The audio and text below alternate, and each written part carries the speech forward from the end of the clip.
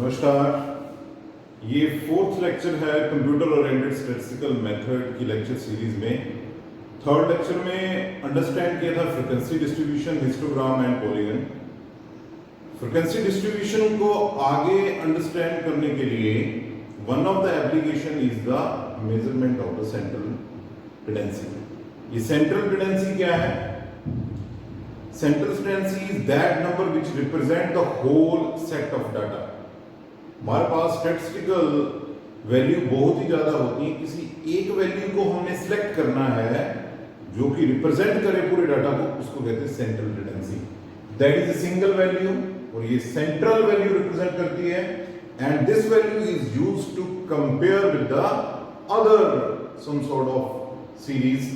For example, there is a per capita income of a state 1 and per capita income of state 2, or maybe the per capita income of one country, another country, so comparison of that is a single value.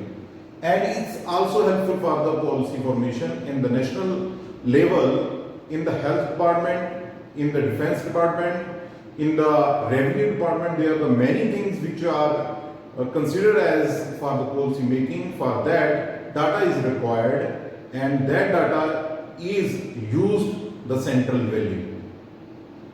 So central tendency को जो major करने का जो वे है, that is the averages, the most common way.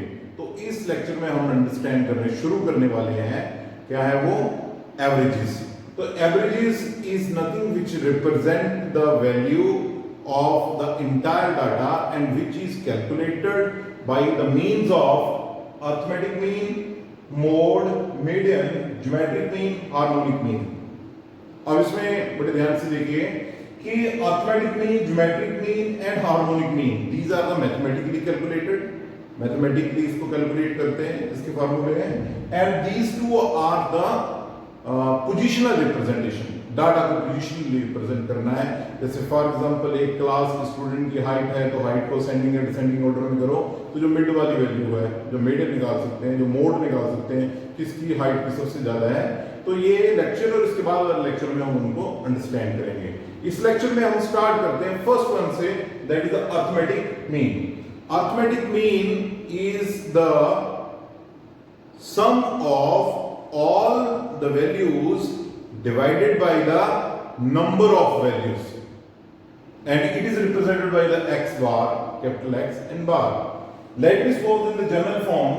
अब हम already discuss कर चुके हैं स्टार्टिंग में, जो सीरीज होती है हमारे पास वो एक इंडिविजुअल सीरीज है, डिस्क्रीट सीरीज है और कंटिन्यूअस सीरीज है। बड़ी सिंपल सी बात है कि जब हमारे पास 10, 20, 30, 50 तक वैल्यूज हैं तो ये स्मॉल रेंज में है, तो हम सभी इंडिविजुअल सीरीज कहते हैं, इंडिविजुअल यूनिट।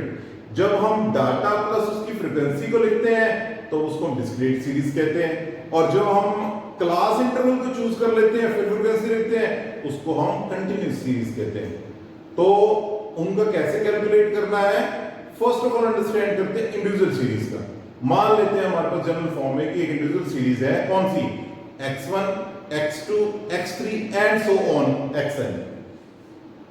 ओके, सो ये जनरल फॉर्म में let me suppose these are the n numbers, capital N numbers. इसको कैसे कैलकुलेट करेंगे?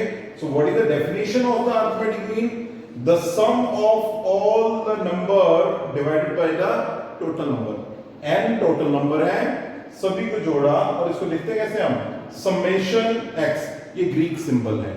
मैथमेटिक्स जो है that is very much influence from the Persian country और सिविलाइजेशन। तो ग्रीक वर्ड ये समेशन यूज करते हैं, which represent the sum of all the elements, summation x upon n। अब एक एग्जांपल लेते हैं, very simple straightforward example. Here are the 10 elements, 10 data है हमारे पास।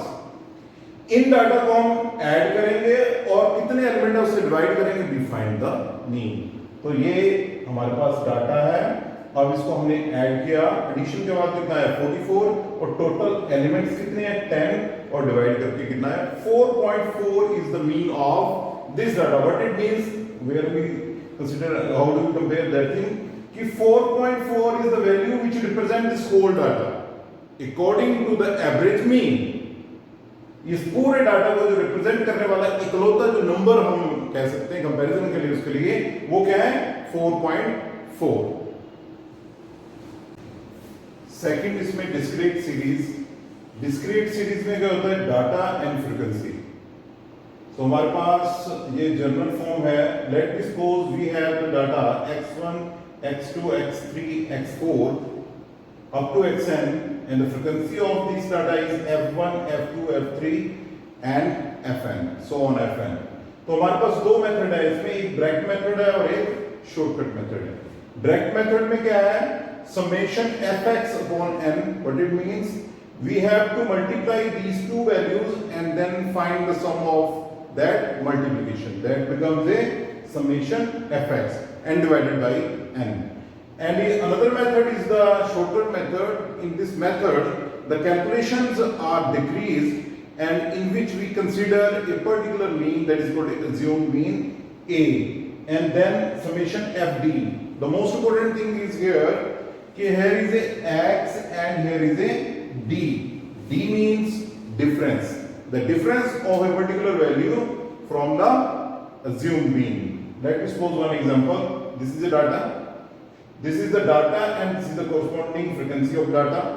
Let me understand how do we calculate this question with the help of direct method and the shortcut method। In the direct method there is a data x, corresponding frequency, then we have to calculate the multiplication of this x and f। So 12 into 3 36, 14 into 4 56 and so on। After this multiplication we find the summation fx, that is equal to 936, and our formula is for the mean is xy is equal to summation fx upon n। यहाँ पे put कर दी summation fx की value और ये total n की value कितनी है, ये टोटल जो डाटा नंबर है 50 and divided by 50 we find 18.72। So to get rid from these calculations, shortcut method is there। In this method we have to find a assumed mean। Let me suppose here is a data and we have to find one value। इसको हम कौन सी value को use करते हैं, हम data की उस value को a मानते हैं जिसकी फ्रीक्वेंसी क्या होती है, ज्यादा होती है। आप 16 को भी ले सकते हो, आप 20 को भी ले सकते हो, और यहाँ पे टोटल फ्रीक्वेंसी ज्यादा है तो हमने किसको मान लिया, 18 को हमने एक टेम्पररी अज्यूम्ड मीन मान लिया। अब देखिए क्या है, ये डाटा, ये फ्रीक्वेंसी, अब हमने काउंट करना है d, difference x particular value minus a क्या माना हमने 18, तो क्या हुआ, ये 12 है, 12 minus 18 minus 6, 14 minus 18 minus 4 and so on। ये हमारे पास वैल्यू आ गई। वैसे 18 minus 18 किया तो 0 आ गया। अब fd फाइंड करना है, फ्रीक्वेंसी मल्टीप्लाइड बाय d, तो हमारे पास 3 multiplied by -6 is equal to -18, 4 multiplied by -4 -16 and so on. अब ये वाला पार्ट आपका नेगेटिव का है, ये वाला पार्ट आपका पॉजिटिव का है, तो मैथमेटिकली नेगेटिव वाले अलग से जोड़ लिए और पॉजिटिव वाले हमने अलग से कर लिए। तो नेगेटिव वाले ये कितने हो गए, 50 और ये 96, और इनको ऐड किया तो we find the 46। Now the formula a plus summation fd upon n, तो ये वैल्यू हमारे पास है 46, टोटल n की वैल्यू कितनी है 50, इसको कैलकुलेट किया we find 18.92। Yes, there is a difference between the shortcut and a direct method, because in the shortcut method we assume the mean, so obviously there is a deviation in the result which we calculate from the direct method। अब next video में हम understand करेंगे continuous series का, अभी हमने individual और discrete series का mean find किया है।